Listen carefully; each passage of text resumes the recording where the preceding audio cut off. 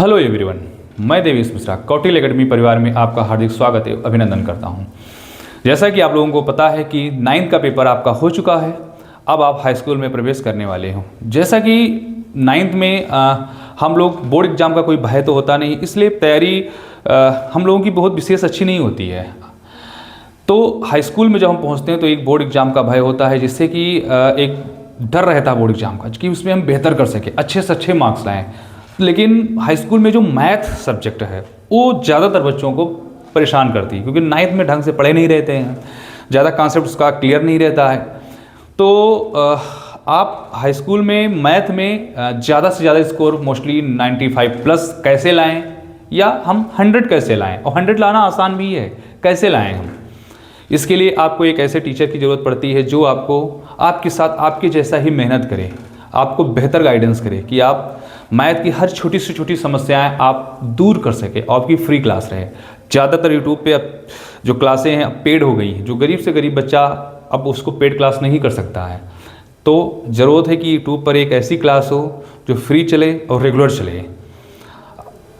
तो इसके लिए आपको हमारा सहयोग करना होगा कि ये यूट्यूब चैनल आप ज़्यादा से ज़्यादा लोगों तक पहुँचाएँ, जिससे कि हर एक बच्चा जो सबसे निचले तबके का है वो भी शिक्षा से लाभान्वित हो सके।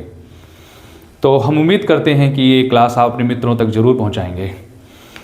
तो शुरू करते हैं। हाई स्कूल में सबसे पहले हम शुरू करते हैं जो हमारा पार्ट है वास्तविक संख्याएं, जो हमारा रियल नंबर। ये रियल नंबर होता क्या है, इसके लिए सबसे पहले हम कुछ बेसिक चीज़ें जानेंगे, जैसे संख्याएं।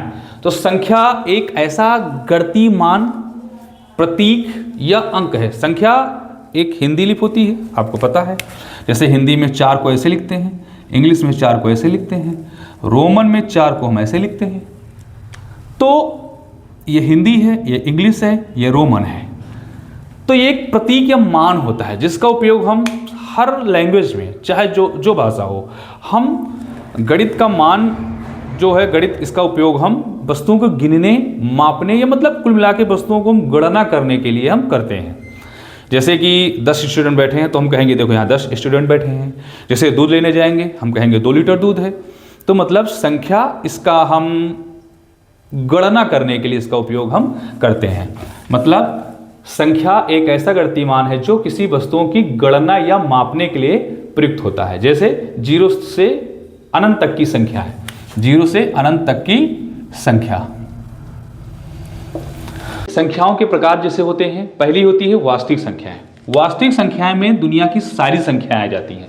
वास्तविक संख्याओं में दुनिया की सारी संख्याएं आ जाती हैं। जैसे 0, 1, -3, √3, 2.34, 4.33, या इसको हम डॉट कर सकते हैं 3.20, 200, 200, 4/3। ये सब संख्याएं हमारी क्या होती हैं? वास्तविक संख्याएं होती हैं। वास्तविक संख्याएं बच्चा 2 प्रकार की होती हैं। वास्तविक संख्याएं ये जो होती हैं वो 2 प्रकार की होती हैं। पहली होती है परिमेय संख्याएं। परिमेय संख्याएं, देखो परिमेय संख्याएं एक ऐसी संख्याएं हैं, इसमें हम लिखेंगे जिस संख्या को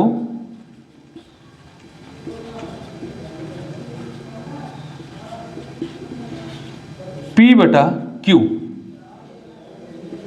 जहां 0 रूप में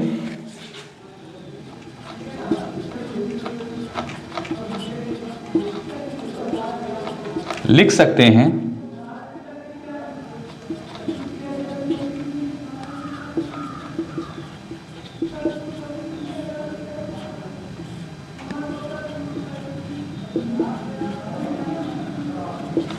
परिमेय संख्याएं कहलाते हैं। मतलब जिस संख्या को P/Q, जहां Q ≠ 0 के रूप में लिख सकते हैं, परिमेय संख्याएं कहलाते हैं। मतलब परिमेय संख्याएं होती हैं जिसको हम P/Q के रूप में लिख सकते हैं, उसको हम क्या कहते हैं? परिमेय संख्याएं कहते हैं। जैसे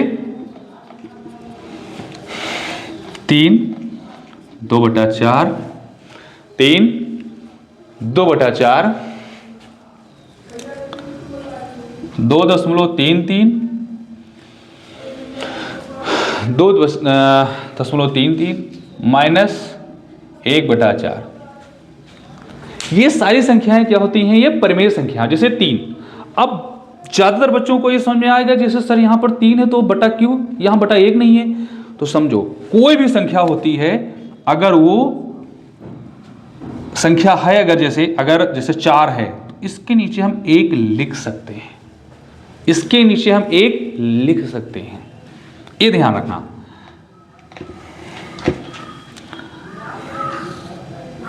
फिर दूसरी संख्या कौन सी होती है?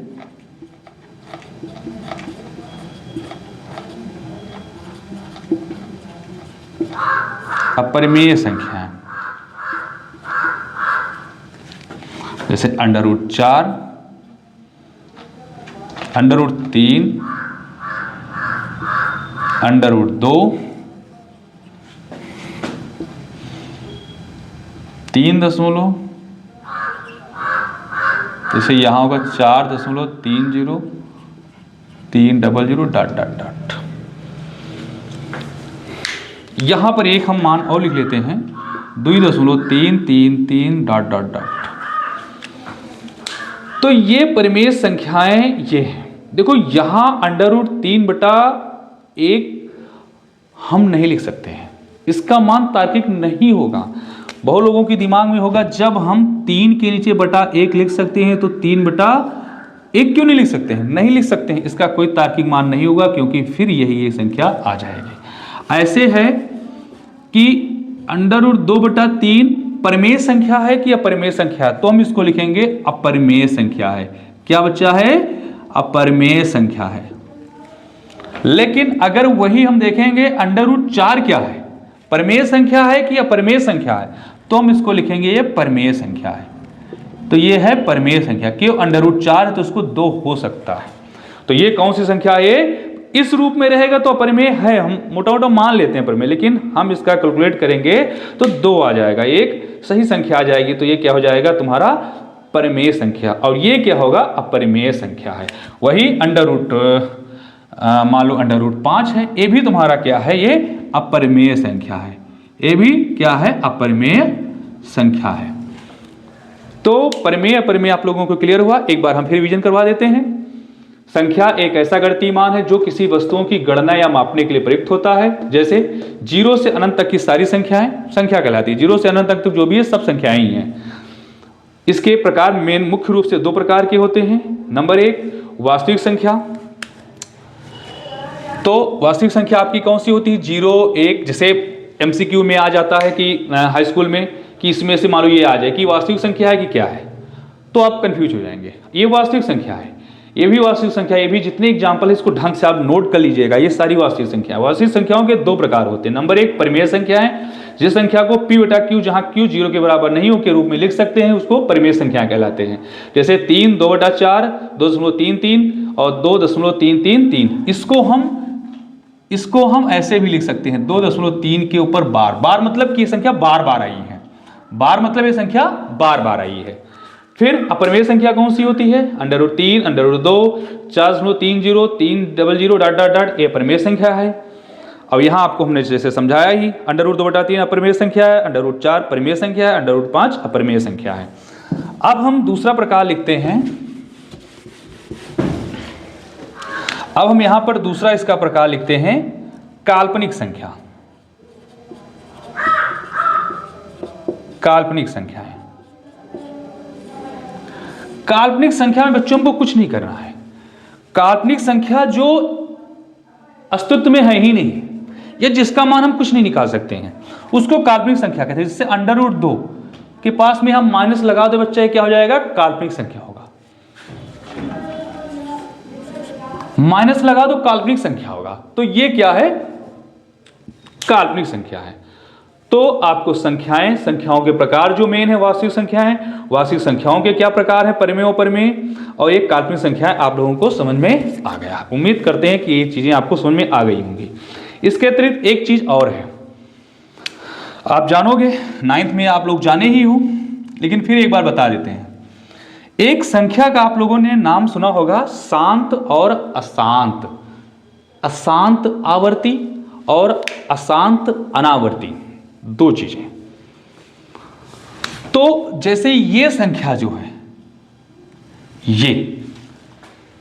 ये संख्या है, ये है अशांत, ये संख्या है अशांत, ये है अशांत आवर्ती,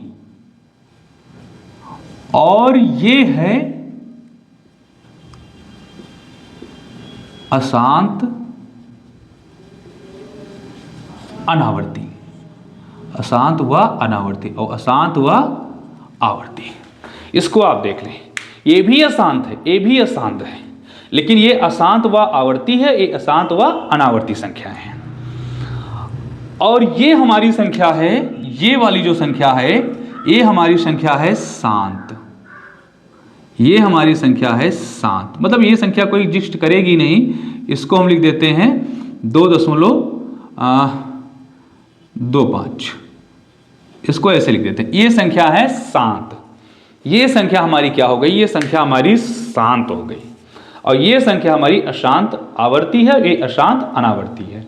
और ये संख्या हमारी क्या हो गई, शांत संख्या। शांत संख्या ऐसी होती हैं जो दशमलव के बाद में 1, 2 अंक या 3 अंक आने के बाद में वो कटना या विभाजित होना बंद हो जाएं।